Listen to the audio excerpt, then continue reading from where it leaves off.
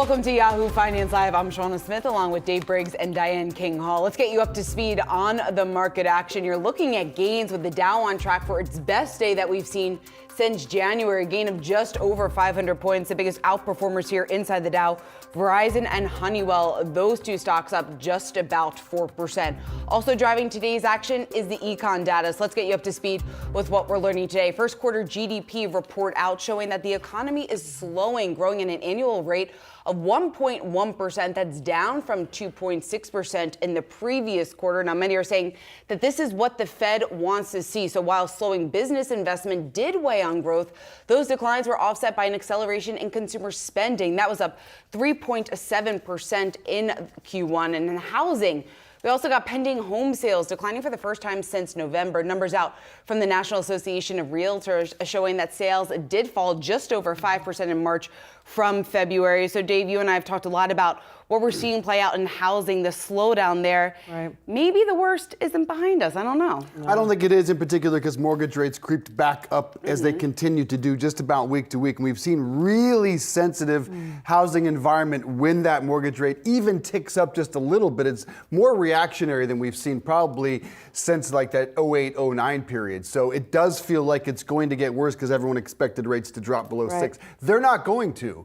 But the consumer largely propping up the Still economy. strong. And that spending number you read, I thought was the biggest the consumer takeaway there. is considered the backbone of the U.S. economy, accounting for about 70% of the economy. And the consumer just continuing to show resilience, although there are clearly cracks in the armor, what we're seeing with regard to the home sales data and overall GDP slowing. So we are seeing some weakness, and this is certainly on the Fed's mind as we head towards next week with its next meeting. 25 points? I think that's Clean a sure sweep? thing. But now more and more traders are betting on another rate hike in June. Well, yeah, but some are betting on a pause at the next meeting, so we'll see. But that number is getting fewer and fewer, so I don't know. That's First Republic just might impact that June number. Let's get you up to speed now on the state of the consumer. A number of food giants posting better than expected results, showing a resilient consumer. That's been the theme. Yahoo Finance's Brooke DePalma here with that story.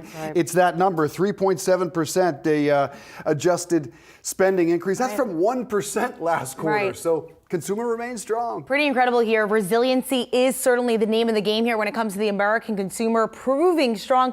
Let's help prove this. Let's take a closer look at 3 companies that reported today. Let's kick off with Keurig Dr. Pepper. Quarterly earnings beat estimates this morning. They're the beverage giant known for brands like Canada Dry and 7-Up.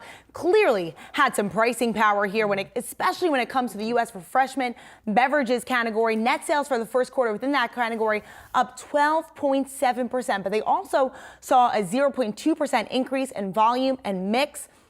Another company out today, Hershey's, of course, known for those chocolate bars. They saw net sales overall up 12.1%. Now, in the release, Hershey's CEO Michelle Buck weighed in on the state of the consumer, saying, quote, "We had a great start to the year as our increased investments in the business and strong execution delivered resilient consumer demand," once again, that word resilient, "and drove double-digit sales and earnings growth in the quarter." And moving right along, a similar story at Church & Dwight, largely known for consumer brands like Arm & Hammer as well as OxyClean. They also saw an increase of 10.2% when it comes to net sales. But CEO Matthew Farrell weighing in on just some change up in consumer behavior, saying, quote, "If we look at the big picture, value detergent grew 9% while premium detergent declined 3%. So the trade down to value detergent continues into this year. Of course, earlier this month, we got grocery CPI data down 0.2% month over month. But this is far down from what consumers saw earlier this year. Right, Brooke. But there is still some strength in the consumer, although you're seeing some trade downs. And Brooke, as we talked about, a number of food and beverage companies reporting earnings next week. Right. So what can we expect to come down the pipeline? Yeah, well, largely analysts are estimating that they're going to see same-store sales at fast food giants increase. They're also going to see an increase in sales at some consumer-facing giants. So let's break down what companies are set to report next week. On Tuesday before the bell, we have Molson Coors. They're expecting year-over-year sales sales to increase, that they do expect volume to decrease. Starbucks expecting same-store sales to increase 7.3%, as well as Denny's also expecting a 7% jump in same-store sales. On Wednesday, before the bell, we have Wingstop. We also have Kraft Heinz. We also have Yum Brands. For Wingstop, they expect a 9% same-store sales jump. When it comes to Kraft Heinz, they expect revenue to increase, but volume to drop. Of course, they've been largely criticized for raising prices this year, as well as Yum Brands. Of course, that's Taco Bell, that's KFC, that's Pizza Hut. They expect same-store sales increase of 6%. And Thursday, it does not stop on Wednesday. Let's continue right into Thursday. We're also expecting Budweiser revenue expected to increase there. Volume also expected to increase, surprisingly. Papa John's, though, they expect a decline right now in same-store sales. We'll be following that one closely. And Shake Shack, they expect same-store sales up nearly 9%. So certainly lots on the docket ahead next week when it comes to the state of the consumer expected. Of course, this week we heard from McDonald's, we heard from Domino's, and certainly consumers are very conscious on what value they're looking for, as well as their spending power here.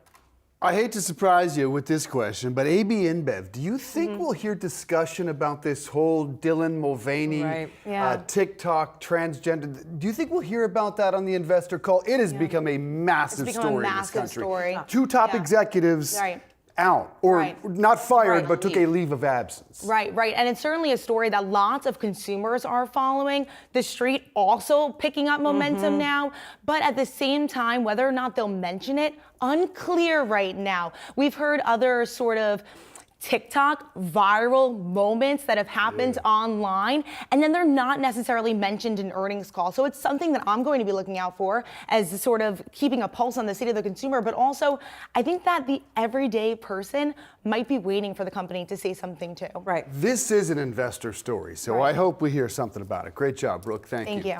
All right, we're about halfway through earnings season for S&P companies, and so far results have come in higher than the street's estimates. Meta shares surging, look at that, up more than 14.5% after those solid results yesterday. The beat raising up tech stocks today. Will that trend continue? What do these better than expected results mean for the broader health of the economy? For more on this, we turn to Liz Young, SoFi Head of Investment Strategy. Always great to see you, Liz. What do you make of the outperformance of big tech thus far in the quarter? Well, look, the earnings reports, not just from big tech, but across the S&P have been better than expected. We had seen beats and surprises now at the magnitude of about 8%. And notably, that is from lowered estimates. So, unimpressive kind of expectations coming into earnings season. But I think what happened was we had this sentiment and this sort of worry and fear that we would enter earnings season and hear about negative surprises. And that hasn't really happened, at least not broadly. There have certainly been some disappointments, but broadly speaking, earnings season has been a bit stronger than expected. The thing that I would tell investors to watch is that if you look at the numbers, if you look at revenue growth still for the quarter expected to be about 2% positive, but earnings growth expected to be negative by about 3%, which means that margins are contracting. And a lot of the story coming into this was that margins were so fat that they could absorb some of these cost pressures. But now we're seeing over time a lowering of those margins, a narrowing of those margins. So there's not going to be as much breathing room for companies. And then if you look at expectations for the rest of the year and into 2024, revenue growth is expected to be kind of paltry at best, but earnings growth, interestingly, is expected to be higher, which means that in order to do that, companies would have to cut costs even more. So this is a point in the cycle where we have to really think through what those results would look like and the effect that they might have on things like employment. Would companies have to lay workers off to cut those costs? Would they have to cut costs in other places? And that will eventually bleed through into the macro data. So Liz, what does this mean then for equities? Because certainly it looks like investors are getting excited about these beats, although they are beating at depressed levels. Are we going to see a downturn here in terms of some of that downside risk for the market? So I do think that we're fragile, but I think we were kind of ripe for a move in one direction or another. I said in my blog post this week, it's almost as if we've been stuck in this range. We're on a teeter-totter that is stuck at perfectly horizontal. And any piece of news that was positive was going to send it up. A piece of news that was negative was going to send it down. So far, we've gotten decently positive news from not only some bank earnings, but the tech earnings and in some other little bright spots that we're finding. What could happen after the end of earnings season is if the economic data softens, that's where people are going to start looking at it and saying, okay, this recession that we've been waiting for, or this contraction in the economy that we've been waiting for, is now looking more like it's confirmed. And then you go back to the stock market and say, does that mean that stocks should be trading at 18.3 times forward earnings? The answer is probably not. It's not going to affect all sectors equally, in my opinion. I think if we do see an economic contraction this year, it affects those cyclical sectors much more strongly than it would affect big tech. And I think we're seeing a little bit of muscle memory of people going back into big tech and getting kind of excited and feeling like they're safe havens. But the last thing I would say on that front, especially in earnings season, is if you look at the sectors that are expected to contribute positively to earnings this quarter, it's mostly cyclical sectors plus consumer discretionary. If we have an economic contraction, those cyclical sectors are likely to take it on the chin a bit. So that would tell me that earnings expectations for the rest of 2023 might still be a little bit lofty. Fascinated how you call this purgatory of the worst kind for investors. What is the data, though, Liz, that you're keeping your eye on that could send things, the S&P, to the downside? Yeah, the purgatory is not only this trading range, but that we haven't really gotten a definitive answer in either direction of whether or not the economy is actually going to slow and contract. So the data that would send it down, and we got some data today that wasn't great in the form of PCE and core PCE for the first quarter. It actually ticked up compared to the fourth quarter. Obviously, that is the wrong direction. So as the Fed continues to fight inflation, we certainly don't want to see inflation rising. I think the risk that we're probably running right now is that it actually stays stable and services inflation doesn't come back down. The other piece that I would be watching is the services PMI data. So there are two types of PMI. You've got manufacturing PMI, which has been signaling contraction for some time, but the services PMI has been inconclusive and sort of hovering around that neutral range. If and when that dips into contraction territory, that's a pretty clear signal from macro data that things are getting worse before they get better. The market, the bond market in particular, is sending a lot of warning signs, a lot of signals that say things are probably going to get worse in the economy. It's just that usually those signals go off quite a bit before we actually see it in the data. So Liz, talking about what all this means then for Fed policy, market right now pricing a 90% chance that we get a rate hike next week. What about June? So this is such a tough one to answer, right? Here's the thing. Jerome Powell, I don't think, likes surprises. So if we go into next Wednesday and there's a 90% chance still priced into the market of a 25 basis point hike, that's a pretty safe bet that they're going to raise rates by another 25 basis points. My personal opinion, and he doesn't call me for my opinion, the Fed doesn't care what I think. We do, Liz. But my personal opinion is that I don't think 25 basis points at this point makes much of a difference. And it does send the signal that they are still fighting inflation. They still think inflation is a problem. I guess if they raise rates by 25 basis points next week, it probably prevents a rally in growth stocks and sort of exuberance in the stock market that could make things tougher down the road. So I would expect them to do 25 next week. I think they're probably done then, but then again, I said that last time. Very good. Liz Young, always great to have you. I'm sure the Fed is listening closely, okay? We're just getting started here on Yahoo Finance Live. Still coming up, weight loss drugs are a potentially enormous opportunity for drug makers and investors alike. Today, Eli Lilly got some good news on that front. We'll tell you about it next. Plus, a crypto crackdown could be coming for Binance. We'll find out what that could mean for the entire crypto industry. And later, we'll be getting Amazon's quarterly results. We'll bring you those numbers and analysis as soon as we have them.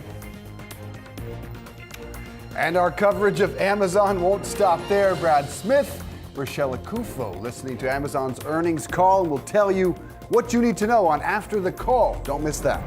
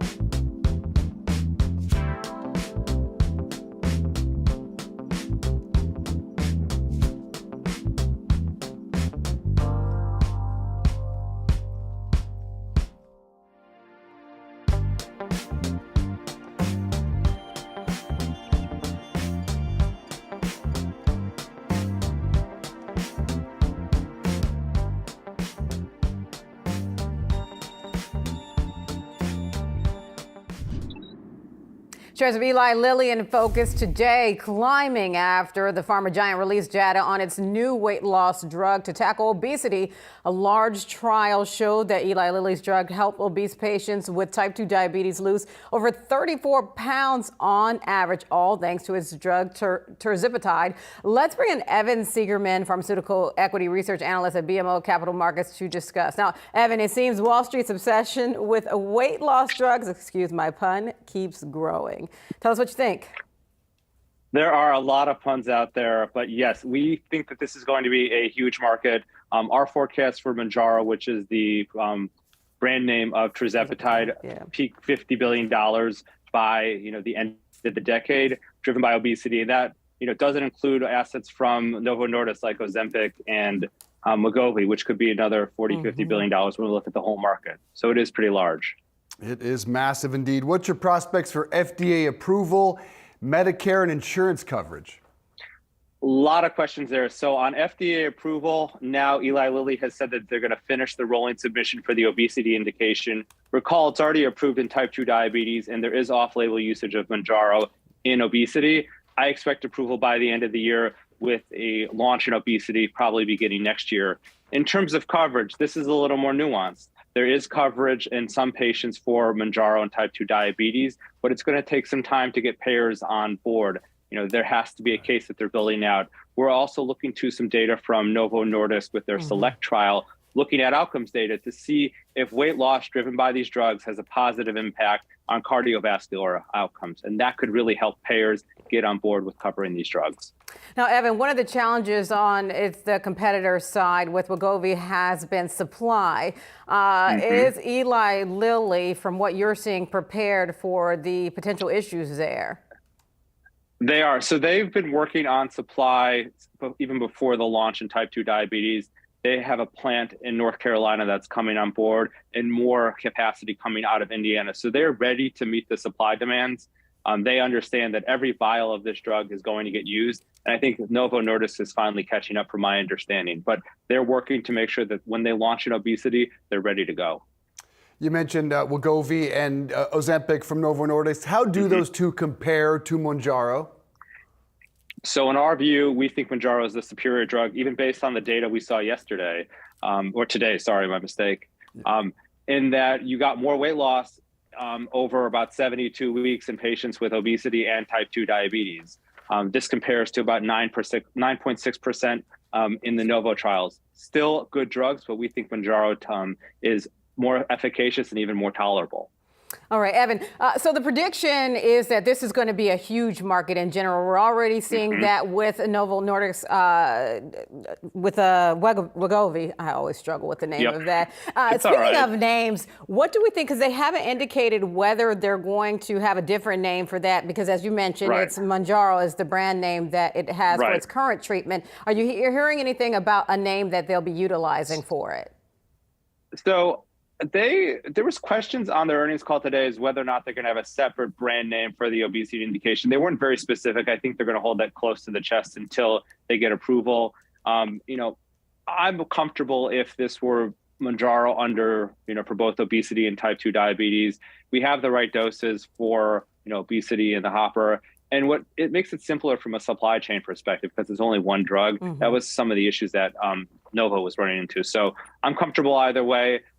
It really doesn't impact my estimates because it's still tirzepatide at the end of the day. You're talking about your estimates, which are enormous. You mentioned it, but you have a $430 price target on Lilly. I assume that is not factoring in the weight loss component of Mounjaro. Well, that is. So we've been very bullish on Mounjaro. Since we got the data last year at the ADA meeting showing that it has a great impact on obese patients. So that does factor in, potential the launch in obesity. But that's part of our $52 billion peak sales for the asset.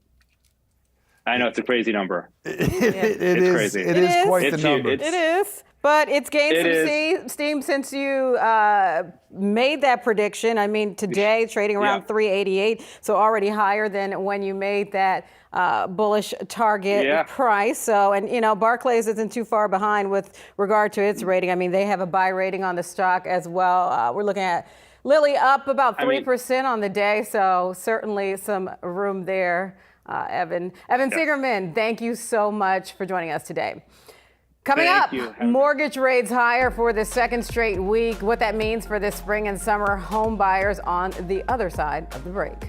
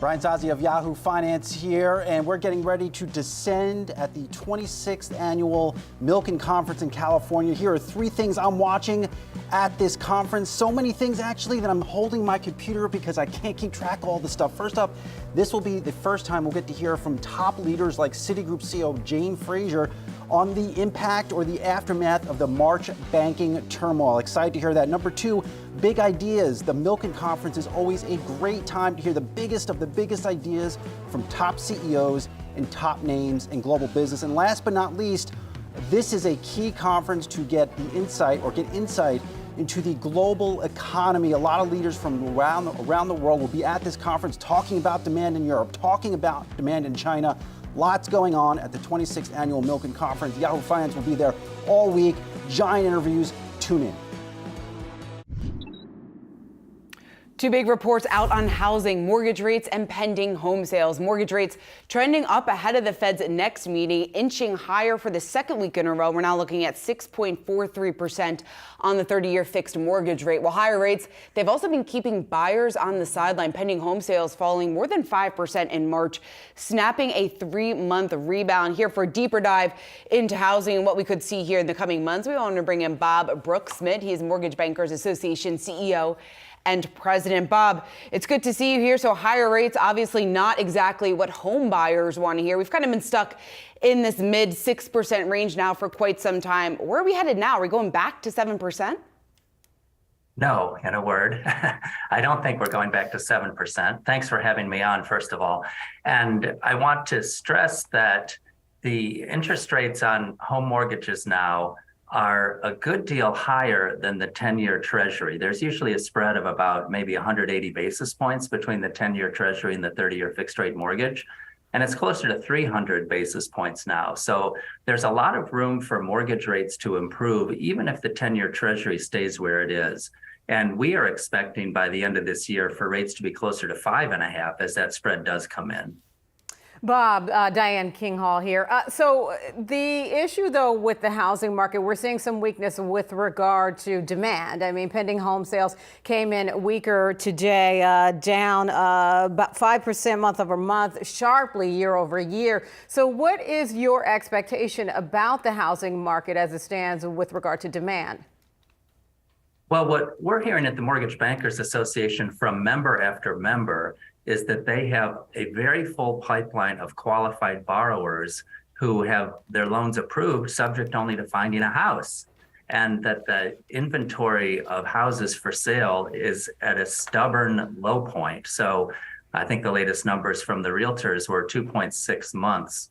So I don't attribute the decline in pending home sales to a lack of demand as much as I do a lack of inventory. We're hearing this in many different parts of the country, where if a house does come on the market, while it's not the overheated 12 or 15 offers way above asking price that it might have been a year ago, it still moves very quickly with more than one offer. So we're really hoping that this, as the spring advances, that more homeowners will put their homes on the market, and we think that will juice the market nicely. Bob, what's it going to take in order to get more homeowners to put their homes on the market? Because a lot of homeowners are locked into those lower mortgage rates. That's obviously a challenge, really holding back those inventory levels. So what do you think is it going to take in order to really see that side of the situation improve? Well, that's really the $64 question, I think, because it is true that a lot of homeowners have either purchased or refinanced in the last couple of years and have very attractive interest rates.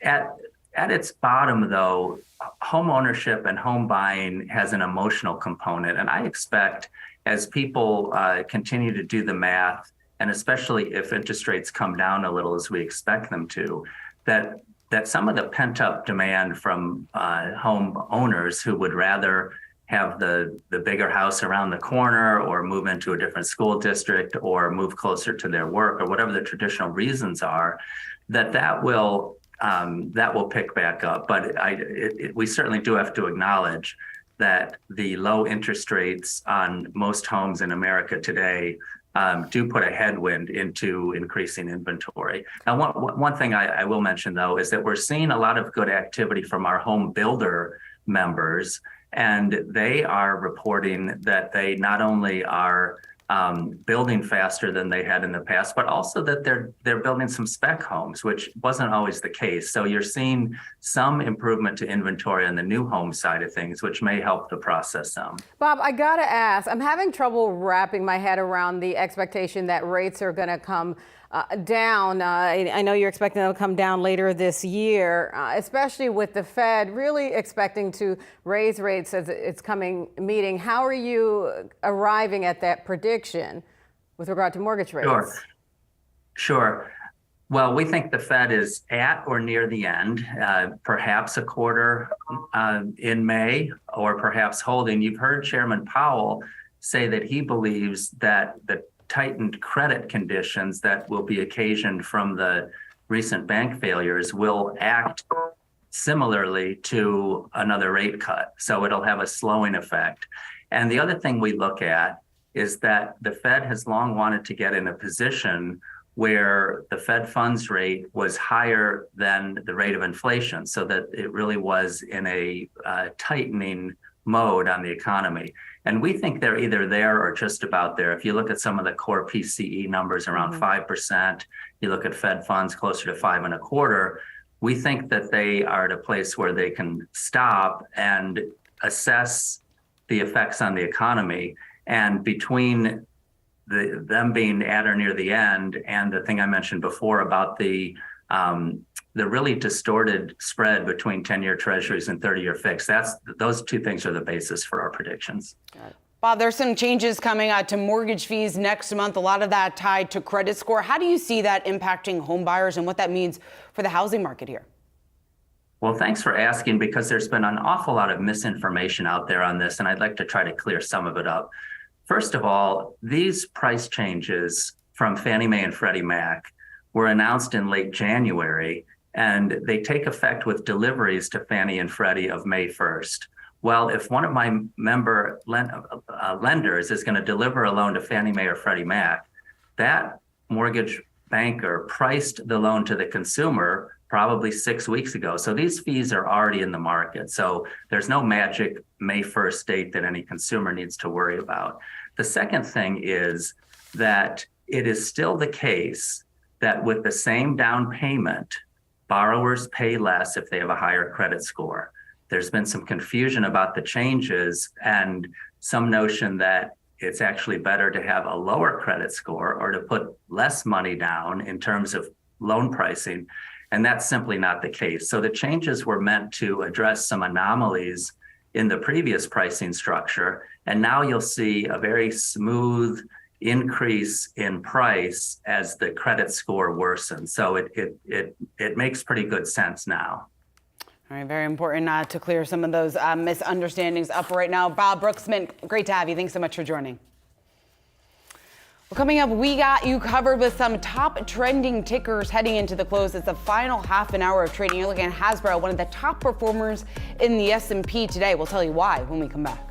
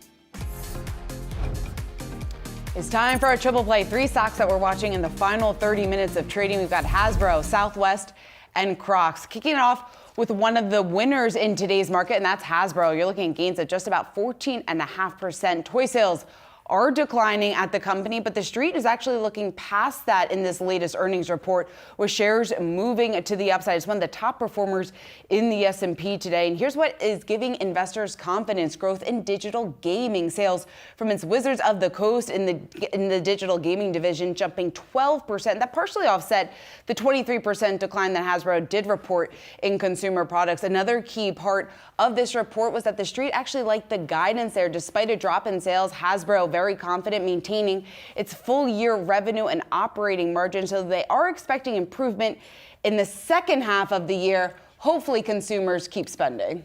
I know, right? I mean, I have to admit, I saw some of the data on Hasbro, and I was surprised that it was in digital. I didn't even know they were in the digital space. But clearly, they got to ramp up there because they're competing with Roblox, and that's where the eyeballs are. I mean, you guys know I have a small kid, 7, and he's already getting away from the toys, the tactile toys. He likes sports, but he prefers digital when it comes to things to play with outside of sports. Hasbro not alone in a solid beat because Mattel reported today and they're up almost 7%. They both had inventory issues, but there's more overlap. They're also working together.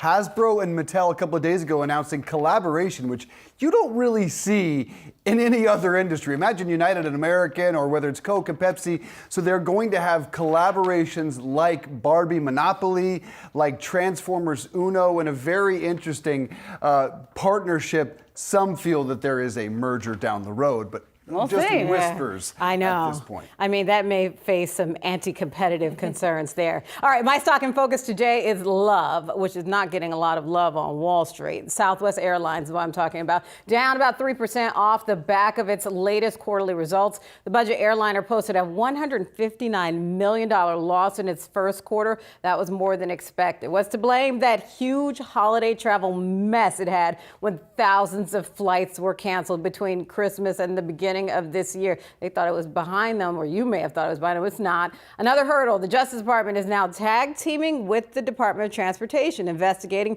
whether it has given timely reimbursements to affected passengers, among other things it's investigating.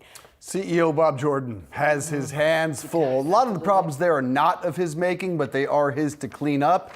And Boeing is adding to those issues. They expected to deliver 90 737s. They're having to cut that number to 70 because of Boeing's supply chain issues, and they're going to have to moderate hiring because of that. They're probably going to have to cancel flights because of that. One more problem, second straight year, Southwest Airlines is rated the worst airlines in the country by Wallet Hub. They rated 11 domestic airlines. Not the worst, and it in my was easy for them to rank Southwest 11 out of 11, and they were the only one to measure 0 in 2 safety-related categories. There is a lot to clean up there at Southwest. There certainly is a lot. And Bob Jordan was doing an interview earlier today, and he did say, while he is confident bookings have improved, he thinks Southwest is moving past it, but they do have more work to do in order to restore some of the confidence that was lost among the consumers. Yeah. But even with all of that, when you take a look at their demand numbers, it was a pretty strong report. Yes. People are still flying like Southwest despite all of the fans. issues that they have had over the last several months. Their demand numbers are numbers that they are selling here right around the numbers that we saw pre-pandemic. So when you take into account all their issues here, they're still selling tickets, doing it at higher love prices. Southwest. I'm Maybe it's not as surprised bad as they did so poorly on Wallet Hub. I mean, have you flown Spirit? Sorry. All right, my play is Crocs, a trending ticker today on Yahoo Finance. The stock stumbling today despite an earnings beat this morning on both the top and bottom line. Sales were up 40% year-over-year. Margins of 53.9%. They're up from 49.2%.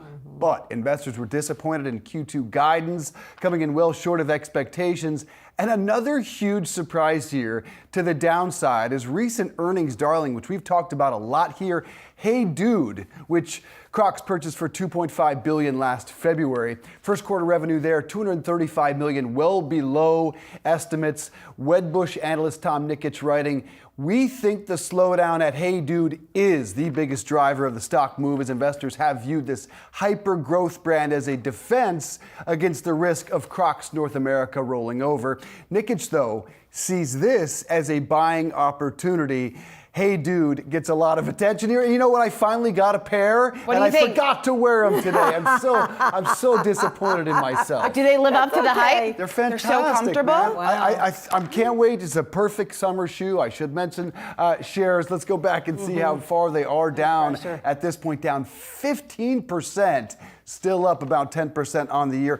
Look, I got to agree with Nikic here. There's no real indication that the demand isn't going to remain in place for Crocs and Hey Dude. It's just a little bit of the expectations. This might be a buying opportunity. Yeah, although the CEO, Andrew Rees, did say that he did notice some softening trends in the consumer in Q1, and that there is a risk that that is going to remain true for the remainder of the year, very similar to what we've seen from almost every single retail company. So it's certainly not a Crocs-specific issue. When you take a look at today's drop, though, it's on track for one of the worst days that we've seen since 2020. So a 15% drop in this stock really shows all the hype and all the expectation that really took place in shares ahead of this report. But it was, remember, it was a pandemic play. It's a pandemic darling. The pandemic's well behind us now. People aren't wearing Crocs anymore. That's changed. Oh, but they are. Young people, sure. Yeah. Young people are. But if you go to all the events, the conferences, women are wearing heels again, and they're commenting on they had put the heels behind At them. conferences, so, sure. Yes. It's actually defied most pandemic trends. It has remained strong out of the pandemic. It's changing. It's changing. That trend has turned. The corner has turned. And I mean, they saw that that's coming with making a bet on Hey Dude, for instance. People who have Crocs love them. I've them. never bought my own pair, but I've tried them on before, and they're extremely comfortable. And you're the Hey Dude endorser here. All right, well, coming up, crypto concerns. We break down what a potential crackdown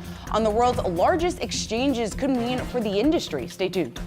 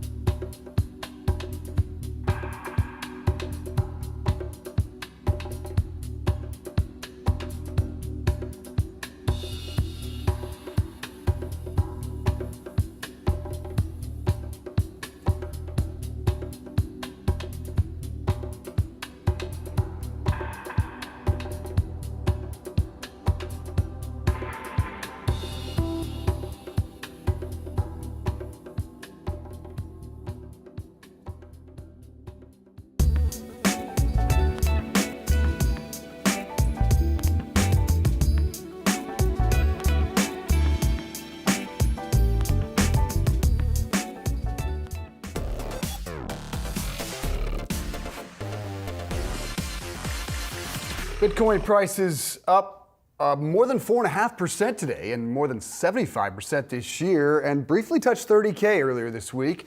But there are growing concerns about the legal pressure the world's largest crypto exchange, Binance, could face. Brady Dale is the Axios crypto reporter. He joins us now in studio. Good to see you, sir. I want to get to the potential regulations coming down upon them, but let's start with just how big Binance is compared to the rest of the industry. Sure. I mean, it's the biggest crypto exchange by far. Ranked number one by everyone. I just took a glance at CoinGecko, which is one of the data sites, numbers on it, and they said that Binance has $68 billion in crypto assets in its reserves. So just $68 billion is the amount people have entrusted to it, to hold on to that they trade.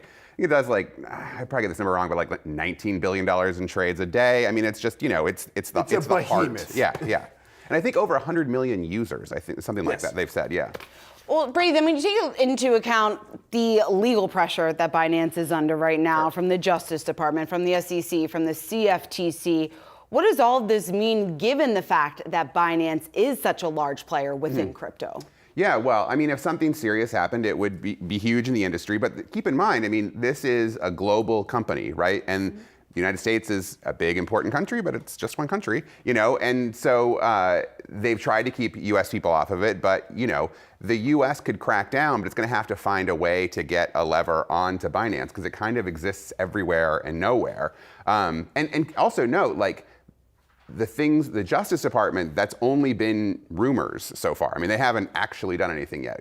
Everyone expects they will, but everyone's been expecting that they will. Do you expect action from the DOJ? There is a lot of whispers. There's so many whispers.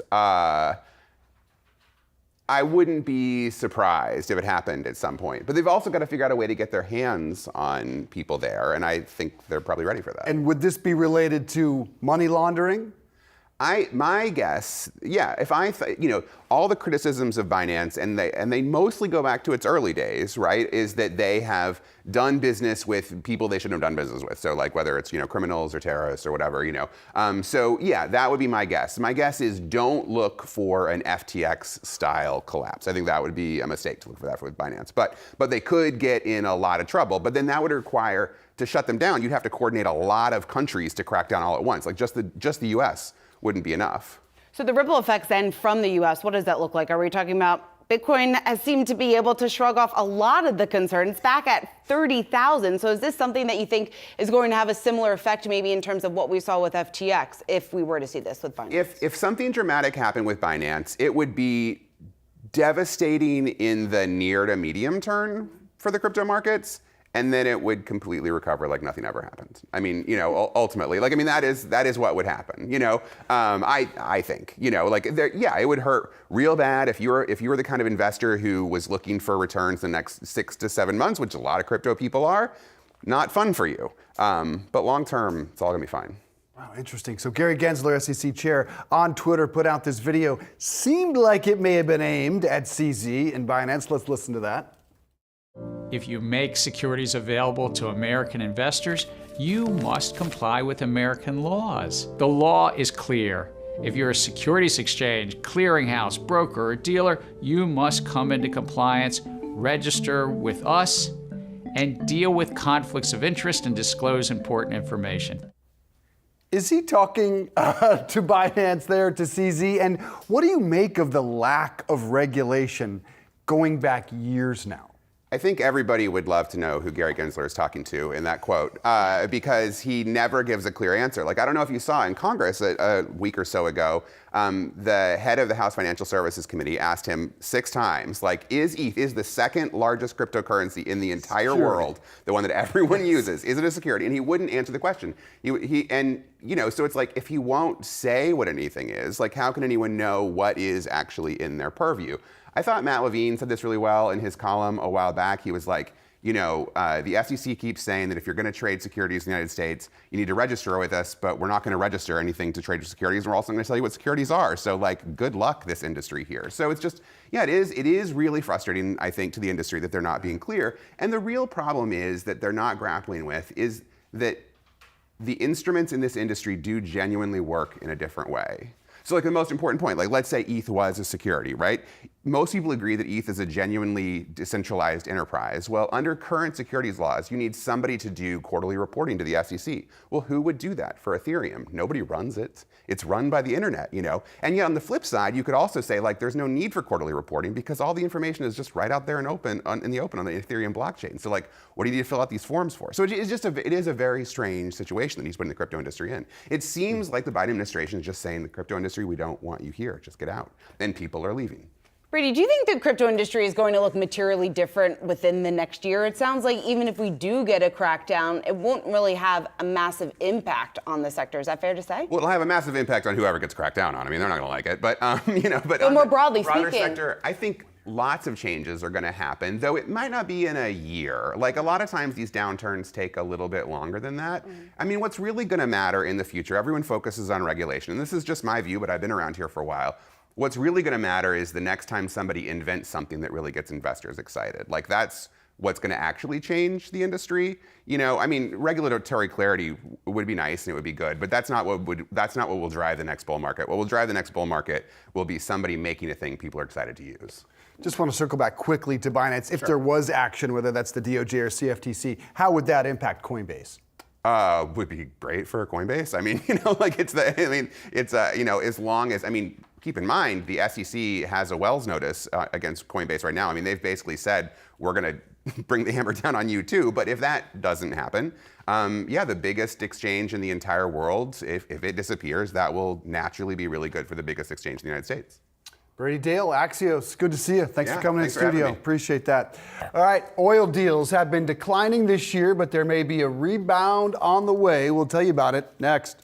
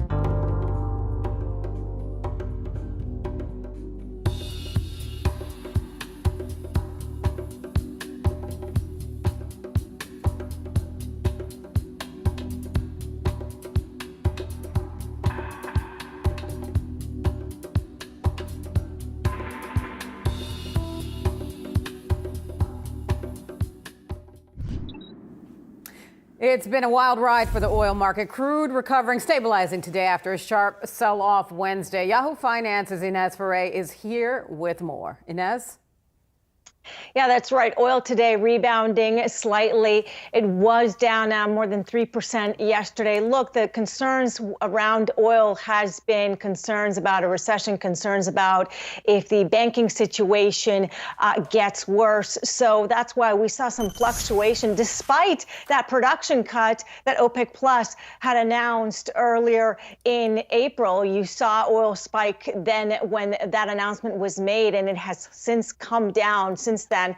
But we are going to get earnings from Chevron, from ExxonMobil tomorrow. And analysts are forecasting that for 2023, both Chevron and ExxonMobil, their profits will be coming down from the highs of 2022. Remember that last year you had the invasion of Ukraine, you had oil going up to 130. And so you had these big oil companies that were making record profits for the year. What's been interesting is just listening to some commentary, for example, Valero Energy commentary from their earnings call. Valero saying that wholesale diesel sales, those were up 25% year over year. Also gasoline sales up 16%. And CEO Gary Simmons saying that Valero doesn't see diesel weakness with strong agricultural demand. So some interesting commentary there. And we'll be watching the commentary from ExxonMobil and Chevron. All right, well, Inez, ExxonMobil, let's talk about some of the reports that we have heard about this company over the last month or so. They did make some waves following the report that it did hold talks on a takeover talks, with Pioneer Resources. Now there is a new report signaling that we could see more deals within the energy sector. What are we potentially looking at? Yeah, that's right. This is a report from KPMG that basically is looking at quarter by quarter since 2021 M&A activity. And just to give you some perspective, comparing the first quarter of 2021 to the first quarter of 2023, you saw M&A in 2021 at $24 billion in that first quarter compared to $15 billion of M&A activity in the first quarter of this year. And part of this has to do with decarbonization decarbonization efforts. So you have these oil and gas companies that are looking for targets that are going to improve their environmental profile. However, now you've got energy companies that are sitting on a lot of cash and that they want some drilling. They would like drilling sites for the future. And so the report is basically saying that you could see more M&A activity going forward, especially because some of these companies are sitting on so much cash. You had the Wall Street Journal that recently talked about ExxonMobil eyeing the acquisition of Pioneer Natural Resources, Shauna, and ExxonMobil, as I just mentioned, had record profits last year. Yeah, certainly sitting on a lot of cash. They have the money if they do want to do it. Ines Ferre, great stuff. Thank you. Well, coming up, we are counting down to the closing bell on Wall Street. Once again, we're looking at gains across the board. The Dow up 528 points. We'll be right back.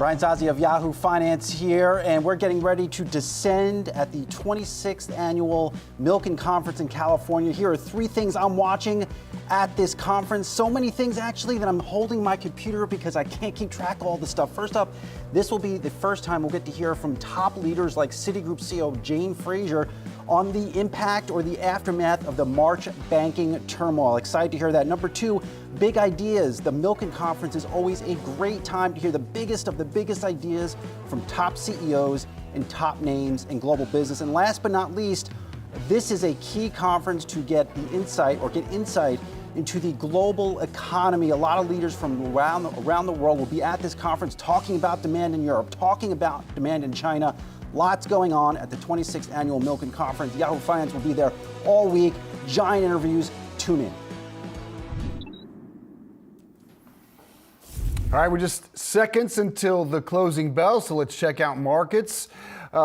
Solid performance today. The Nasdaq up 2.3%, 280 points, leading the way on a solid earnings beat after earnings beat. Meta coming in strong. We'll talk about a solid performance right now. The Dow, the gainer, Verizon, Honeywell, Disney, Microsoft, all up 3+%. There is your closing bell on Wall Street as we close out a strong day from the markets. Again, the Dow up 525 points. Verizon, as I mentioned, Honeywell, Walt Disney, Microsoft's up 3.2%. Apple's up nearly 3%. Strong performance across the board today. Let's start with the continued beats in big tech. Meta shares higher today, not just higher, skyrocketing up 14% today after the company reported first quarter results late Wednesday that blew away expectations while raising its forecast for the current quarter, lowering its expense outlook following the first quarter and Mark Zuckerberg's, quote, year of efficiency. Meta platforms are trading at its highest since January of last year, Diane. Mark's Meta to the moon on those numbers, right? I mean, double-digit jump, high for the year, highest level we've seen since 2022. Investors back on board in force with Meta. They liked how they beat on both the top and bottom line. Strong ad performance there. I listened to the earnings call yesterday. Mark sounded happy as, I mean, he's a measured guy. So, Marky Mark was in the building yesterday. I mean, and they did well. One thing that also stood out to me was he talked about AI. Mark has obviously wanted to push the metaverse, and he said he wanted to clear up something that had been in the air, that there was apparently talk that maybe they were moving away from the metaverse. He said that is not the case. The company is still focused on the metaverse and AI in tandem, but AI was mentioned a couple dozen times. Yeah, a couple price target increases. I want to mention Morgan Stanley to 300, JP Morgan to 305. That's between 25 and 27%. It was interesting to hear the CFO talk about headcount growth in 2024, 1.1 to 2%. You might guess where that'd come in. Generative AI, ads, infrastructure, Reality Labs. Small note here, the show Red Table Talk. Jada Pinkett Smith, that has been canceled. One of the more talked about pieces of content out there, linear or nonlinear. That, of course, is Will Smith's wife, and a lot of controversy there over The Punch. All right, checking in on shares of American Airlines following an earnings beat for the first quarter, topping estimates on the bottom line. Shares up just about 1%. The airline giant also provided an upbeat outlook for Q2, showing the growing demand for travel. American's second quarter guidance for adjusted earnings of between $1.20 and $1.40 per share, ahead of street consensus. They are performing. Everybody truly but Southwest having a pretty solid quarter on massive travel demand. They did, and I mean, travel demand is back, and they are expecting summer demand to be strong, and that dovetails with what industry experts are expecting with regard to the U.S. Travel Association predicting record-breaking season here. We've already seen travel come back since the pandemic, so American Airlines certainly the beneficiary of that, and its stock saw some growth today. So, we're certainly seeing that in the numbers. Also, we are looking at Comcast. Shares of cable giant Comcast higher following an earnings beat this morning for the first quarter. Overall revenue was dinged a bit, but still the numbers were better than expected. You're seeing Comcast perform quite well today. That stock surging double digits, up 10% on the day. Some of that growth in streaming. U.S. paid Peacock subscribers jumped more than 60% year over year. So strong showing on the streaming side there at Comcast. Theme parks strong. New record of adjusted EBITDA for a first quarter. Brian Roberts did, as you would expect, comment on the departure of Jeff Shell, calling it a tough moment for the company. No word about a potential replacement or if they even will, but it sounds like if they will, it'll come from in-house. The big win there, you got to talk about that movie, Super Mario Brothers. It has been a huge performer for Universal. They are over the $900 million mark globally, and if you can believe this, on their way not just towards over $1 billion, which will happen in the next 24 to 48 hours, potentially becoming the highest grossing animated film of all time at this pace, which is really hard to wrap your mind around when you think about Frozen, when you think about Lion King, when you think about iconic movies. I know Super Mario is going to be in there. It may top them all. Yes, it may. People want to go back to the movies. People are ready to just have that experience again. And Comcast, the beneficiary of people returning and forced to just things outside. We want to be outside. Outside has been open, and now people are just more excited about that. I haven't seen it yet, and I know, it even sounds interesting to me. I mean, my kid saw it once. He said he'd see it again.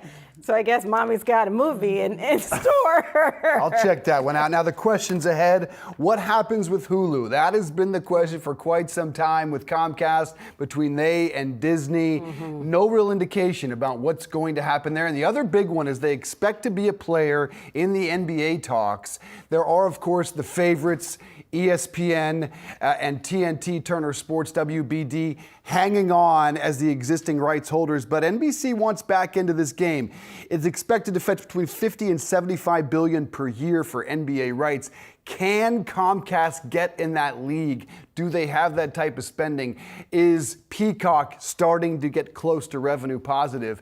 A lot of questions for whomever might replace Jeff Shell, or if it just stays in-house. All right, I think we got some breaking earnings coming in right now, right?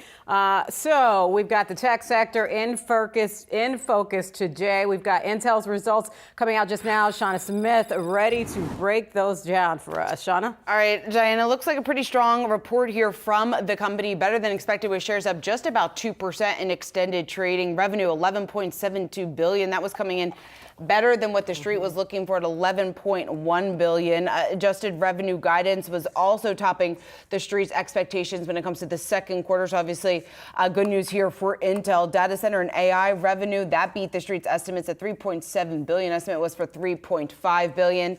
And also adjusted loss per share, a narrower than expected loss, 4 cents a share for a loss there. The street was bracing for a loss of 16 cents. So beat there on the top and bottom line. When you look at the revenue guidance, that's also coming in better than expected. So we're seeing shares move to the upside here in extended trading. It's a big surprise, isn't it? This was expected to be by most analysts, quote, the bottom, as they try to get this ship turned around. It has been a long turnaround for Intel.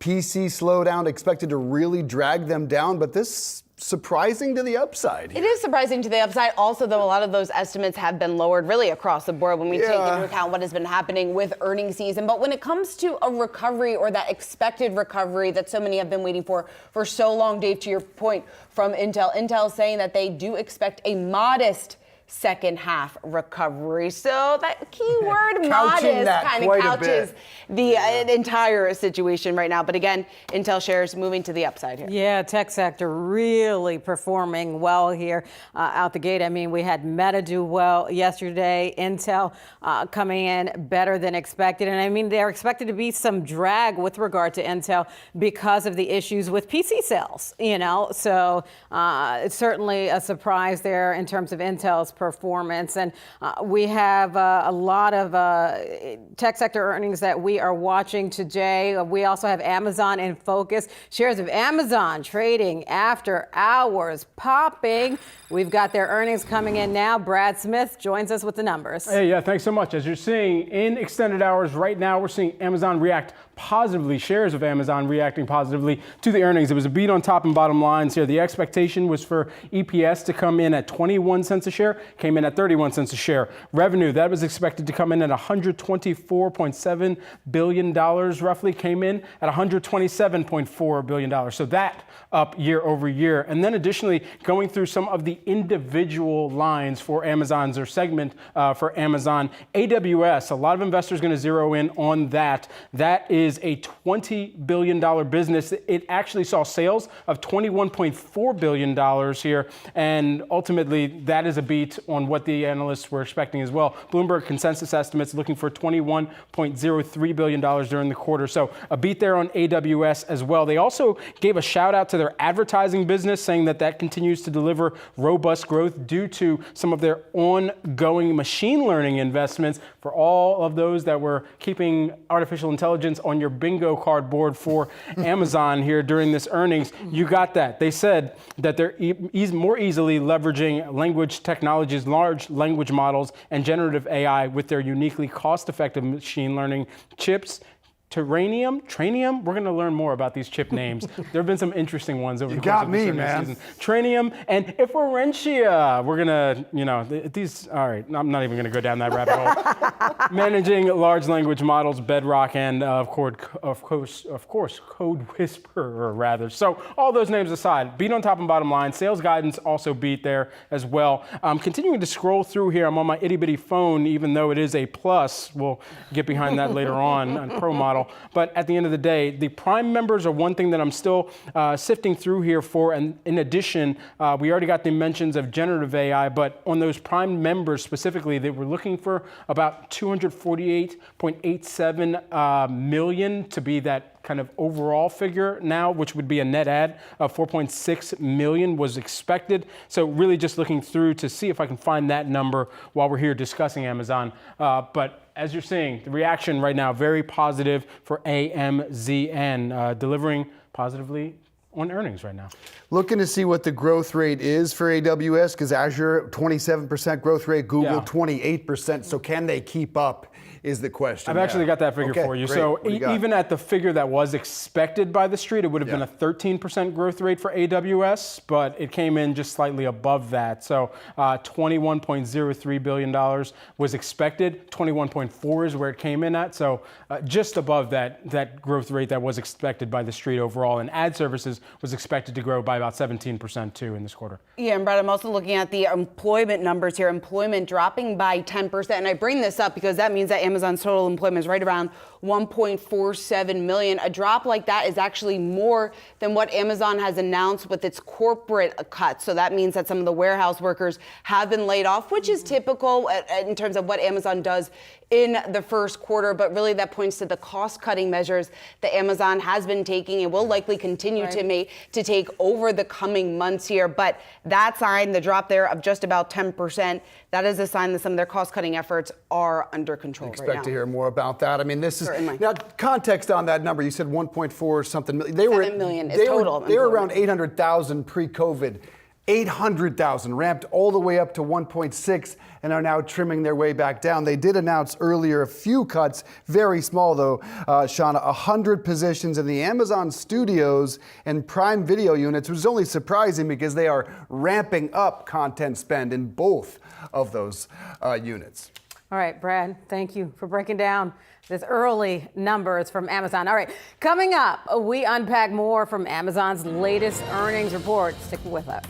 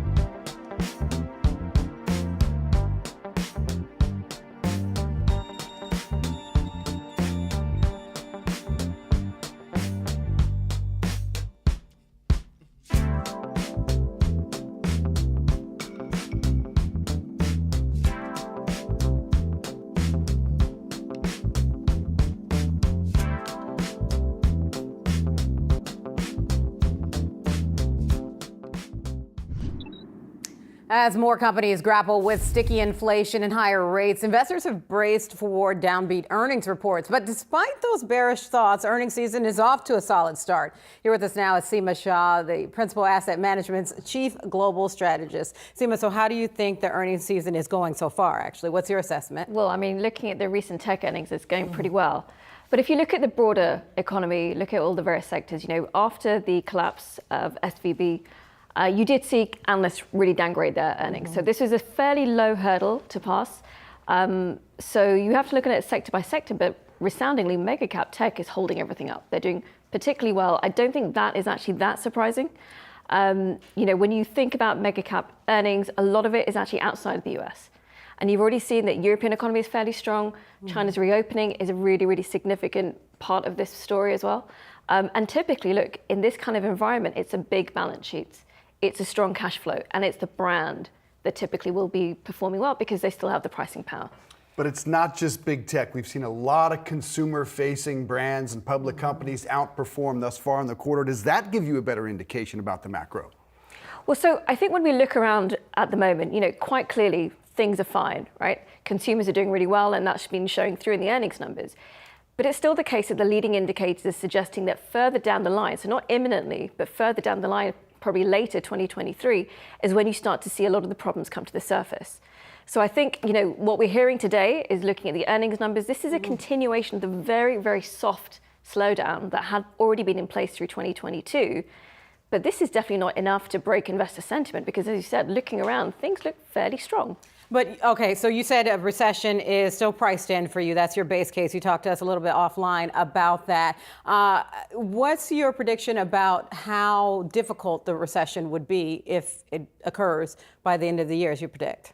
So we're expecting this to be fairly mild, right? What we've already seen so far is that the US economy is proving to be really resilient, and that has been upheld by a very tight labor market. So even as we expect the labor market to soften, we're not expecting unemployment rate to rise very, very drastically. So this is a recession which can be fairly rebounded from quite quickly. The Federal Reserve will have ample room to cut rates. So this is fairly soft, but we do see the action in motion, I guess. Fed rates gone up by 475 basis points in the space of 12 months. You have to let that lag come through. And at that point, activity is going to come down. But certainly right now, as you look around, it looks good. You just look under the surface to see some of that softness. What is that indicator that you're watching that tells you the softness? Because we've heard the bond market's been flashing recession for how many quarters now? At least the last year. Yeah, so the bond market is really key in this, as you said. So yield curve is telling us. If you look at a lot of the indicators coming out from the Federal Reserve, the New York Fed recession probability model is showing the highest probability of recession since 1980. And not only that, the only time it's been higher than it is today is when the US has already been in recession.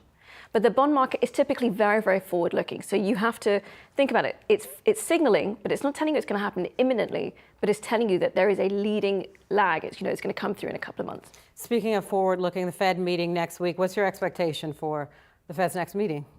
25 basis point hike, I think, is fairly well priced in. Presuming that there is no further fallout, or I guess accelerated fallout from First Republic Bank, then I think we should expect to see a 25 basis point hike. So the real interest is going to be what does Powell indicate going forward from there. All right. We have a lot more we'd love to cover with you. We'll certainly have you back. Seema Shah, our thanks to you. All right. We have more earnings in focus this afternoon. We have shares of Snap trading under pressure after hours here off the back of its quarterly report card. Shauna Smith about to break down those numbers for us. Shauna, take us right into it. What are you seeing? Yeah, Diane, let's just get into it here. Revenue missing expectations. Advertising weakness is to blame here. Looking at the stock off just about 20% there. The first ever decline that we've seen from Snap for their quarterly revenue. So putting this in perspective, it was a 7% drop, $988.6 million. That was below what the street was looking for. Some commentary here in what they are seeing from the advertising market. They see continued disruption in demand for advertising.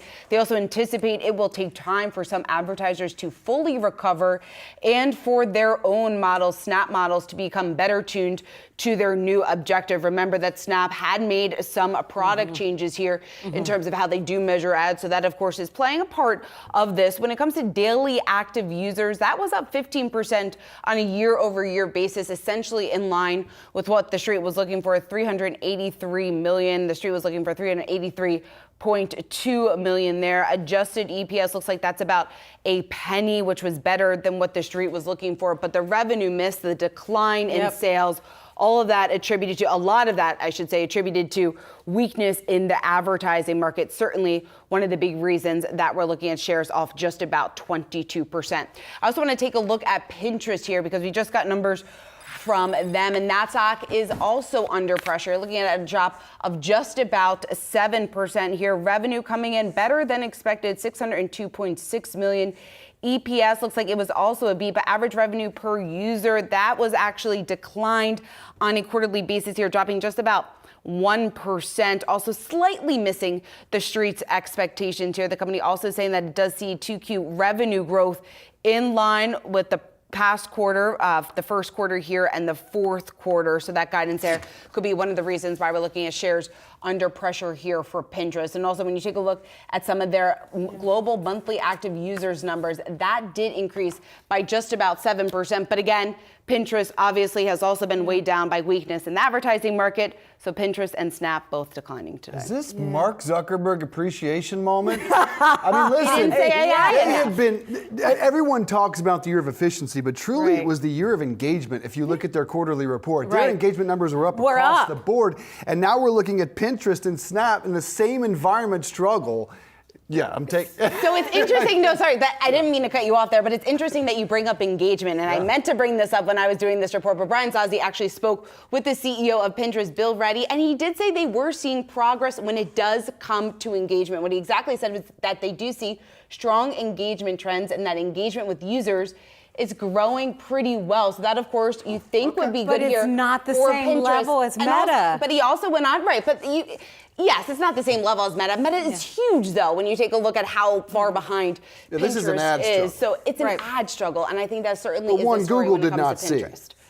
One Google did not see to the degree, and I also think that I think a lot of these questions will also be answered on the earnings call as well. Once we hear from Bill Reddy, the CEO there at Pinterest, once we hear from Evan Siegel over at Snap, just in terms of exactly what they are seeing currently in the advertising market. But I think the big question here is how quickly potentially we could see some sort of recovery. Right, but we are certainly seeing the tale of two different types of tech, right? You have the Meta, who is just really outperforming and figuring out how to capitalize and monetize on its both brand awareness and brand strength in the ad sector. But and Snap also said they're blaming some of it on disruptions to upgrades that it made to its platform that it sells ads on. So that was, I guess, some of the challenge there. But, you know, the street certainly giving Snap a thumbs down in response to that report card. I mean, it's counter to what we just saw yesterday from Meta. And I mean, look, Meta definitely once upon a time wanted a piece of Snap. So, you know, Snap is paying for not falling into that fold. Again, certainly seeing a tale of two types of tech in the tech sector.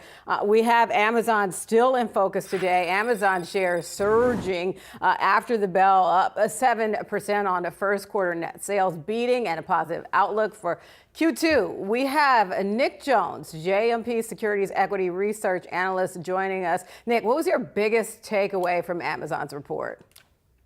I was really encouraged by AWS performance and the margin performance. Really, the margin performance showed up in the 1P, 3P segments, which I think some investors have been focusing on is, can we get e-commerce to be more profitable again, or at least start pacing back towards profitability? So better than expected operating income in North America segment, international segment, AWS came in strong as well. So overall, really solid results in the first quarter. Nick, what do you think about the cost-cutting measures? Because clearly, when you take a look at these numbers, it looks like Amazon has its costs under control, better under control than maybe the street had thought last quarter. What do you think that landscape looks like going forward? Yeah, I think that's right. I mean, that's what we're going to be squarely focused on the calls. Any kind of commentary we can get from management really around AWS trends in 2Q and the margin profile in 2Q within AWS. It's a bit of a catch-22 because you hear management talk about helping their AWS clients maybe spend less money to establish long-term relationships. So there's a little bit of ebb and flow here in terms of making sure you're doing the right thing for the customer while also delivering what Wall Street wants to see, which is profits. Nick, what do you think about Amazon's forecast for its coming quarter? So far it looks good. We need to unpack that on the call. Again, I really think it's going to be the commentary around April trends for AWS. Mm-hmm. I think the street's really looking for around 9 to 10% year-over-year growth in 2Q. We'll kind of see if they give us commentary on the call around that. But overall, the 2Q guide, top line came in line with what people were looking for. Bottom line straddled consensus as well, maybe a little bit lighter, but I think better than feared. So we're seeing the stock react after hours because of this. Nick, what about AI, artificial intelligence? That certainly had been the theme here from Microsoft when we heard from them earlier this week. Google, Alphabet also making a number of references to artificial intelligence, AI, during their earnings call. We did hear a little bit from Jazzy just in terms of the plan for Amazon with AI. Do you see it reshaping their business, or how do you see Amazon incorporating AI down the road? Yeah, I think this has been part of their business for a very long time. We've now had the benefit of ChatGPT being out there, so now consumers kind of really got to use this firsthand and understand the power behind it. But Amazon's been focused on this category for a long time, whether it's generative AI or machine learning. They even called out machine learning as one of the reasons their advertising business continues to outperform as they continue to innovate and serve proper ads to consumers. So I think this has been part of their playbook for a long time, and I expect them to be squarely in the competition going forward. And Nick, I got to ask you, what headwinds do you think Amazon has to deal with coming up? Really, is there going to be a recession in the second half? That's, I think, the big question. Will the consumer hang in there and continue to spend money, or won't they? That's really what everyone's focused on. And, we hear some conflicting data points out there. UPS said maybe weaker consumer demand. Visa comes out and says stronger demand. Amazon puts out good results on 1P and 3P. So far, the consumer seems to be hanging in there. We really need to see if they continue to, particularly if we hit kind of a recessionary environment in the second half. Nick, FX headwinds, the dollar, the strength of the dollar, how big of a challenge of a headwind has that been for Amazon, and what do you think that looks like here for the current quarter? Yeah, it's tough to say right now. I mean, we'll see. I mean, we've heard other companies like eBay talk about a weakening U.S. dollar. That we may see less of an impact as we progress through the year. But again, this is all kind of macro dynamics at play. We're going to kind of have to pay attention to what the Fed does, how consumers react, and kind of what impact that has on the U.S. dollar and Amazon. Yeah, certainly in the earnings statement here, they booked a $2.4 billion unfavorable impact from year-over-year changes in foreign exchange rates throughout the quarter. Nick Jones, always great to get your instant reaction. Thanks so much for joining us. All right, coming up, what goes up must come down. At least that's the story for Snap and Pinterest in after-hours trading. You're looking at losses here in after-hours after getting a lift from Facebook's earnings today. The stocks are sinking on their results. Analyst reaction when we come back.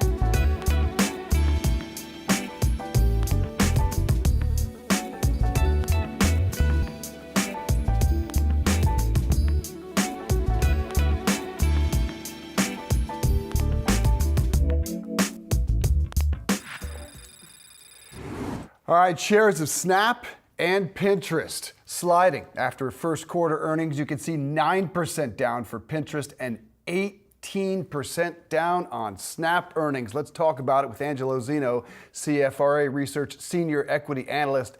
Wow, Angelo, good to see you, sir. We'll give you a blank slate there. Your reaction, let's combine those two. Is it just an ad issue for both? Yeah, listen, it's really interesting, especially after what we've seen here in recent days. You know, I think you kind of look at the results here. You know, I thought Q1 for the most part on both companies were okay. I mean, clearly a bit mixed. I mean, there was a miss on Snap on the top line, but more relevant is the guidance side of things, or maybe lack thereof on both sides of things. I mean, on Snap side of things, I mean, there are definitely concerns about the top line here, how they're navigating the current ad environment. Clearly, this is still a difficult environment, which maybe people have forgotten here over the last couple of days. But a tough macro economy and an overall tough ad spend environment. And then on Pinterest side of things, I think overall that was pretty good in terms of the sales side of things, in terms of monthly active users. I think the concern on that side of things was ARPU was a slight miss on our end. And I think kind of some of the concerns on the OPEX side of things here as we go into Q2, you're not necessarily maybe seeing the type of power on the bottom line that maybe some investors out there wanted to see. So, Angelo, what does, yes, you're seeing Pinterest not taking as big of a hit as Snap. So let's focus a little bit more on Snap with regard to how they performed. They posted a loss, weakness, obviously, in advertising. They blamed upgrades they made to its platform. What does Snap need to do to catch up to the mega cap tech companies like a Meta? Yeah, listen, I think the biggest issue for them might be a little bit more emphasis on the brand advertising side of things, which probably is getting a hit a little bit more than maybe, clearly the direct response advertising side of things, where, clearly there's a little bit more emphasis on the side for an Alphabet as well as a Meta. But, listen, this is one of those instances out there, I think, when you kind of look, again, at the broader economy here and the ad space here and what a lot of their customers are going through at the moment. I think these customers are essentially, they've got to make a decision on what's kind of the best option in terms of the return on investment, right? And when you start thinking about that, clearly the best option out there, we think, is the best game in town continues to be on the search side of things. And you did see some growth in Alphabet's search business a couple of nights ago. And then, second, I'd say, is on Meta's business, and you clearly saw some nice numbers on their side of things, 3% growth, 6% on a constant currency basis. So that's clearly where the money flow is coming from on the customer side of things, and it's really kind of difficult for a smaller company like Snap to really navigate and be successful in this market. Yeah, really helps you appreciate what Meta accomplished, doesn't it? Everyone is rushing to get AI in their first line or two. I was actually surprised Snap did, and I'll tell you why in a minute. But Evan Spiegel says we are working to deepen engagement with our content platform, building innovative new features and services like My AI. How has their rollout of AI and chat been received by users?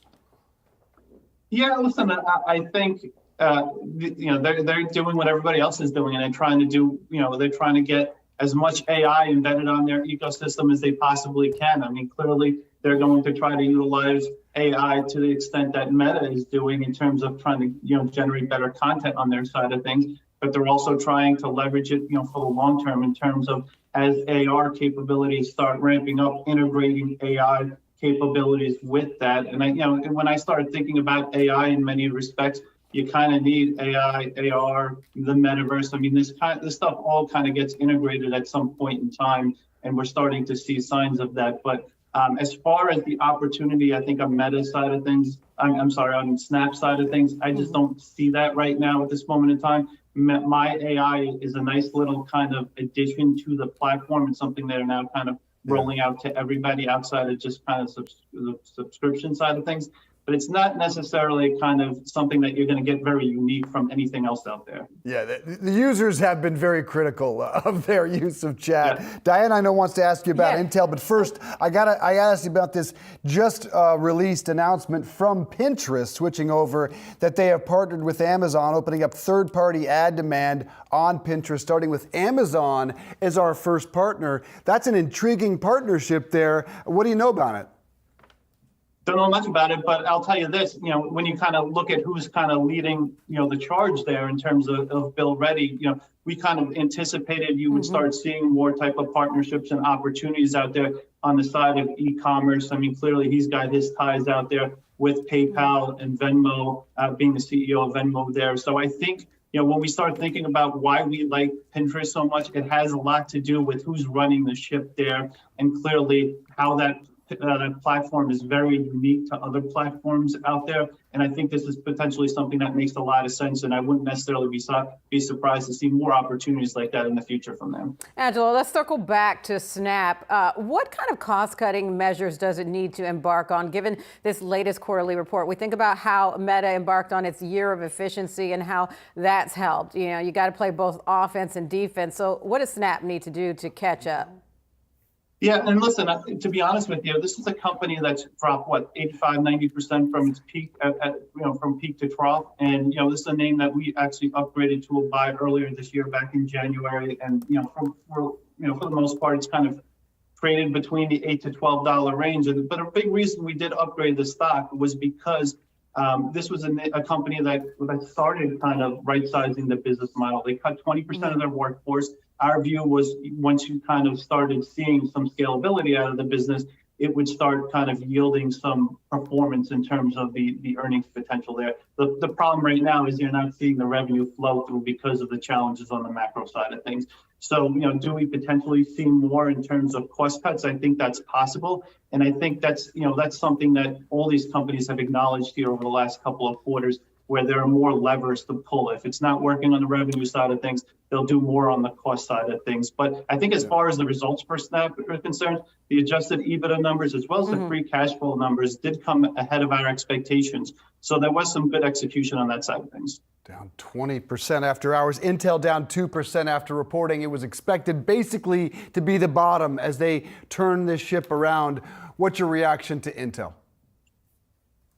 So, yeah, I mean, listen, this was a very low bar for them to have to meet. And they did meet that low bar as far as the quarter is concerned. As far as the guidance, though, I mean, definitely concerning on that side of things. Our view was that the March quarter was going to be the bottom in terms of gross margins. You're going to see, it looks like the guidance in terms of gross margin for Q2 actually lower than what we saw in Q1. So, and below where the street is. So definitely, I think the disappointment is really coming on that side of things right now. Probably don't see a recovery in the stock until you at least start seeing some sort of recovery on the margin side of things. But when we start thinking about what some of these cloud providers have announced, where the investments are going right now, it continues to be kind of in these accelerators, kind of, trying to get that, the platform up to speed in terms of AI. And they're sacrificing other aspects of the investment areas. For instance, servers, where Intel is a key performer there. So you're not necessarily seeing the ramp up there yet in terms of revenue. We do think it is a bottoming process. But at this point in time, I mean, you start thinking about Intel, the share loss they're experiencing, the fact that we still see some inventory overhang on the PC side of things. It just remains a tough story to get behind right now.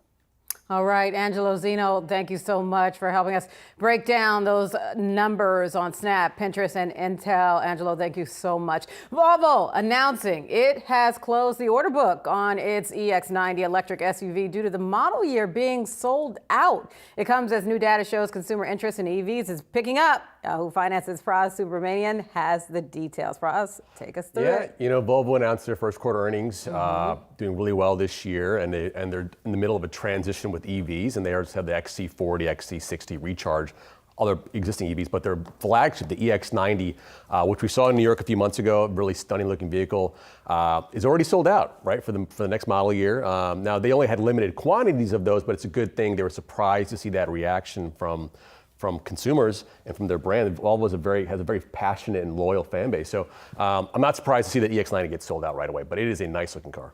So, Paz, when we talk about widespread EV adoption, what are some of these people who are getting EVs? What are they trading in? So, we had this big kind of report from CarMax talking about EV interest, right? And they saw that these cars were actually, EV interest spiked in February compared to last year, almost double. So, and they're talking about, well, what are the kind of cars people are buying? surprise, surprise, they're buying Tesla Model 3, Tesla Model Y, Nissan Leaf, Ford Mustang Mach-E, and the Chevy Bolt. Not surprising there, but you asked about trade-ins. This part's really interesting. SUVs and Toyotas were the top traded Toyotas in general, the brand, and SUVs were the top traded in items for EVs because, unfortunately, Toyota doesn't have EVs, right? So that's a big problem for them. So you have a question there? No, I'm just I'm as surprised as you are. So then no one ever trades in Toyotas. They drive them for 300,000 miles. Right. Exactly. But if they want an EV, they've been trading in these Toyotas. And last thing, what are people trading in for the Model, the Model 3? It's Honda Civic and that Toyota Tacoma, which is very strange. The Toyota Tacoma, a mid-sized pickup, trading that in for Model 3, very weird. And then if people are for the Model Y and the Model S, what are they trading in? The Tesla Model 3. So it all comes back full circle. Comes back to Tesla. It's all CarMax. They're the largest used car dealer in America. So they have a lot of data, a lot of transaction history, and a lot of customers. I'm not questioning the data. I'm just a little surprised by the findings here and what people are trading. All right, Praz, great stuff. Thanks so much. All right, coming up, the red hot consumer continuing to spend. We'll speak with the CEO of Klarna when we come back.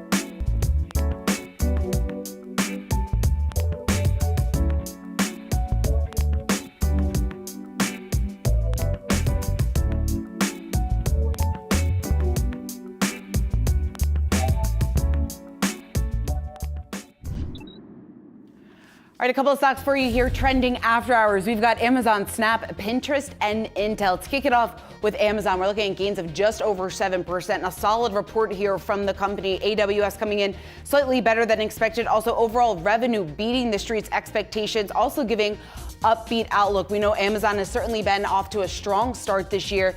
Shares climbing just about 30%. They also made some comments here about AI. That has certainly been the theme so far of this earnings season in tech, their foray into AI, how exactly they're incorporating AI into their AWS efforts. So that, I'm sure, will be one of the focal points on the call this afternoon. But again, year to date, we're looking at shares up just about 30%. Moving on down to Snap, that stock under pressure here in extended trading. We're looking at losses of about 18% right now. It's certainly a very tough ad environment, and that is certainly having an impact on Snap here. Sales falling for the first time as a public company, their revenue declining 7% on a year-over-year basis. Snap saying that they do continue to see demand disruption when it comes to advertising, and that it's going to take some time for some advertisers to recover here. Year to date, we're looking at gains of just about 17%. The after hours action, though, would wipe out the gains for the year. Let's move on down to Pinterest. That stock also under pressure here in extended trading, off just about 9%. The company saying that it sees 2Q revenue growth in line with what we saw in the first quarter and what we saw at the end of the fourth quarter.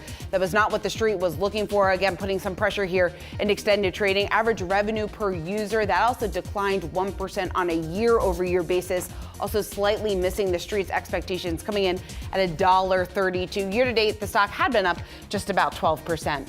And rounding it out with Intel, that stock now off just about 1% here in extended trading. We just talked to Angelo Zeno of CFRA, and he did say that the report did clear a bar, but it was a very, very low bar. So wasn't too impressed by the numbers here. Angelo also pointed out that the guidance was a bit worrisome. So that's why we're seeing some pressure here in extended trading. Now, when it comes to Intel and the recovery that the street has been waiting for quite some time, Intel did say that they do expect a, quote, modest recovery in the second half of the year. Year to date, up just about 13%, Dave.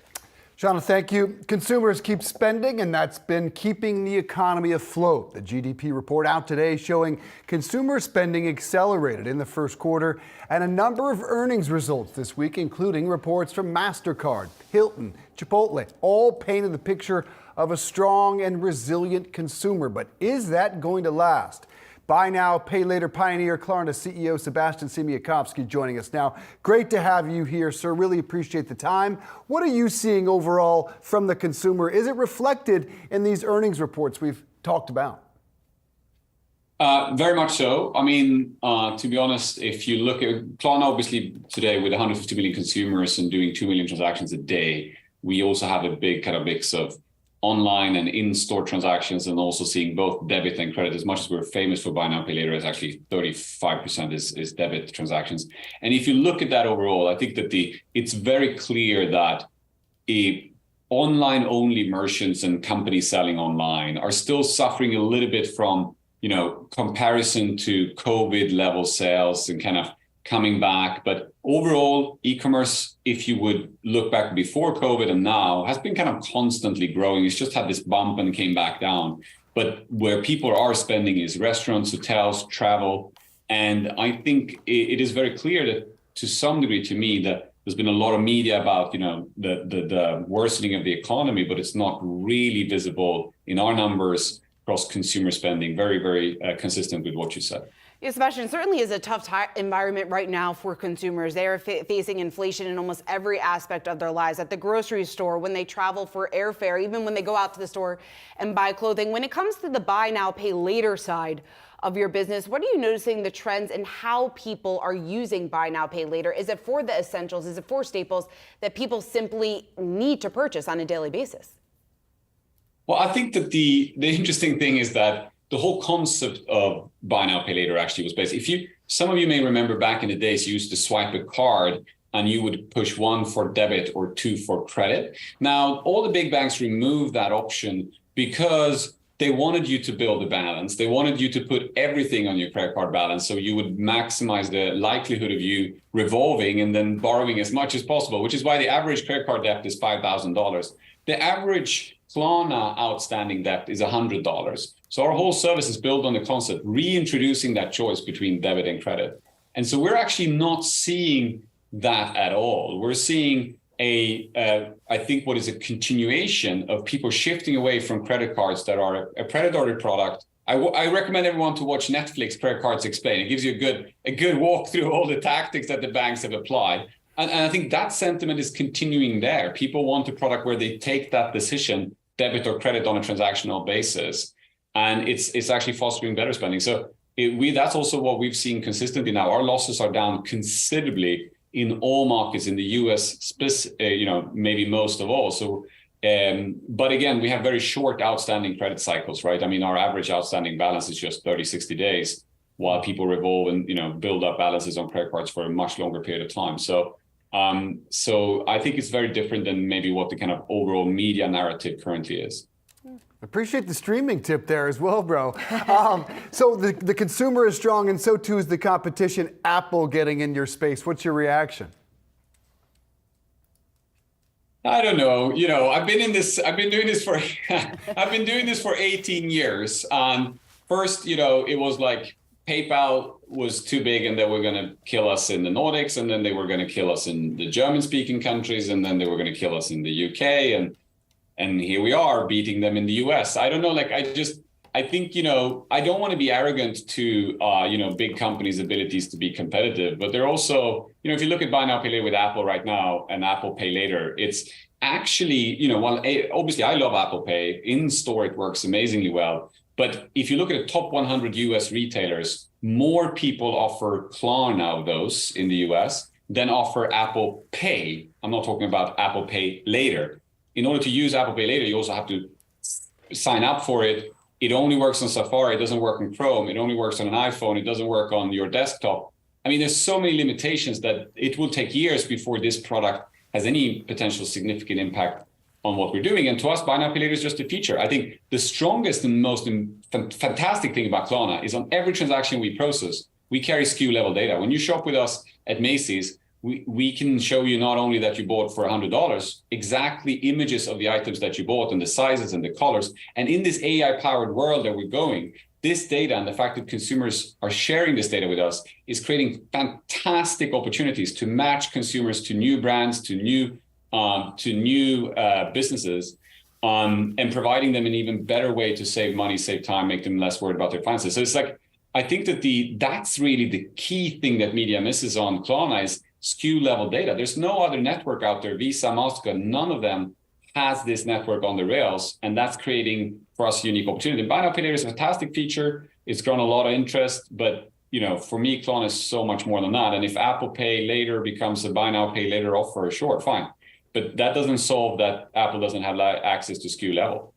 All right, Sebastian, that's a pretty good answer, because I would have thought that maybe you would have been a little bit worried if a tech giant like Apple was encroaching a little bit into your space. But I'm worried about startups. I think you have to be worried about startups. They're the one you should be careful about. The big companies are the big companies. It's the startups, it's the new people coming with new great ideas, moving at super light speed. Those are the ones you should be worried about as a company. Good to know. I wasn't expecting you to say that. Sebastian, while we have you talking about how you're trying to differentiate your business a little bit, give your business a competitive edge, you're incorporating AI. AI has certainly been the buzzword since the last several months at this point. What are you doing and why?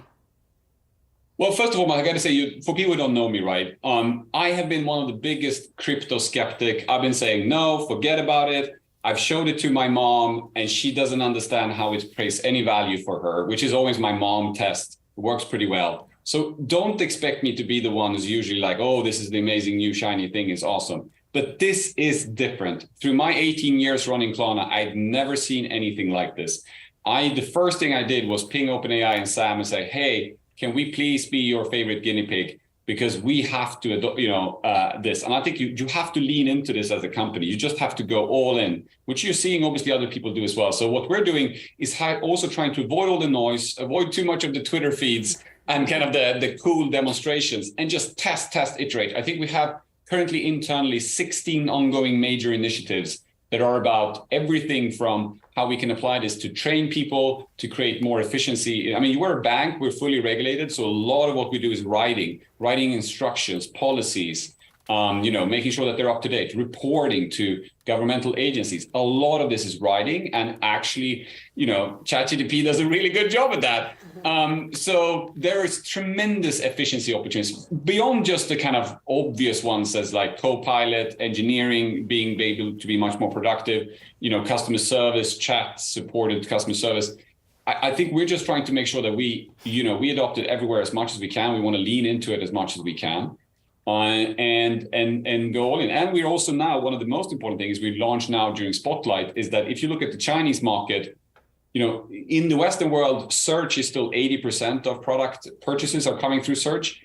15-20% are coming through recommendations. In China, thanks to AI, 80% of the products that people buy online are coming through recommendation. You open the Alibaba app and it says, this product found you. This is the perfect product for you. And you're like, this is awesome. So 80% is recommendations. We're launching that exact feature based on the SKU level data we have and seeing fantastic traction with that. So a lot, and it's fascinating. I've never seen anything like this in my 20 years in tech. It certainly is. And Sebastian, we'd love to have you back to talk about how some of these efforts are progressing. Sebastian Szymanowski, CEO of Klarna, thanks so much for taking the time to join us.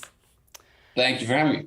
All right, coming up, it's closing time here on Yahoo Finance. We'll get you up to speed with the biggest stories of the day next. Brian Zazi of Yahoo Finance here, and we're getting ready to descend at the 26th annual Milken Conference in California. Here are three things I'm watching at this conference. So many things, actually, that I'm holding my computer because I can't keep track of all the stuff. First up, this will be the first time we'll get to hear from top leaders like Citigroup CEO Jane Fraser on the impact or the aftermath of the March banking turmoil. Excited to hear that. Number two, big ideas. The Milken Conference is always a great time to hear the biggest of the biggest ideas from top CEOs and top names in global business. And last but not least, this is a key conference to get insight into the global economy. A lot of leaders from around the world will be at this conference talking about demand in Europe, talking about demand in China.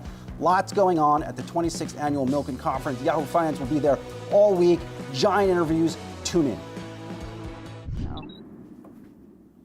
Talked a lot about the consumer today, and Wendy's is making a play for the consumer at home via its chili. It's made a debut back in 1969.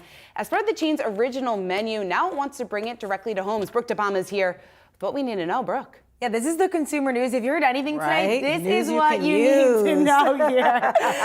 Chili, Wendy's chili making its way to grocery stores. The company announced it yesterday, but certainly the culinary team has been working on this for quite some time, it sounds like, and finally this longtime staple is coming to home. So here's what you need to know. It contains, I guess, a healthy amount of protein, 29 grams per can. That's a combination of beef, peppers, beans, and rich tomato-based sauce. Sounds like it's pretty much going to be like what you get at the fast food store there. Now, in addition to that, it'll be available in grocery stores. It'll be available on mass retailers as well as select online retailers. The price point here, a little bit higher than what I expected. It's $4.99 for a can. Now, that's a little bit higher than a potential competitor, Hormel Chili, running about $3 or less per a can. But right now, packaged foods continue to do well. They continue to withstand the inflationary headwinds, and they also continue to help, say, Conagra brands with higher prices. So certainly boosting sales there. Yeah, I saw that Conagra's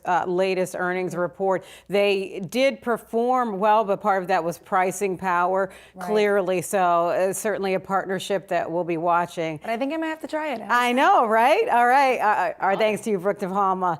All right. Be sure to tune in for After the Call as Brad Smith and Rochelle Akufo will take a deeper dive into Amazon earnings and break down their top takeaways from the call.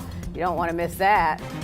That'll do it for us. We'll see you back here tomorrow, 3 o'clock Eastern Time. Have a great night.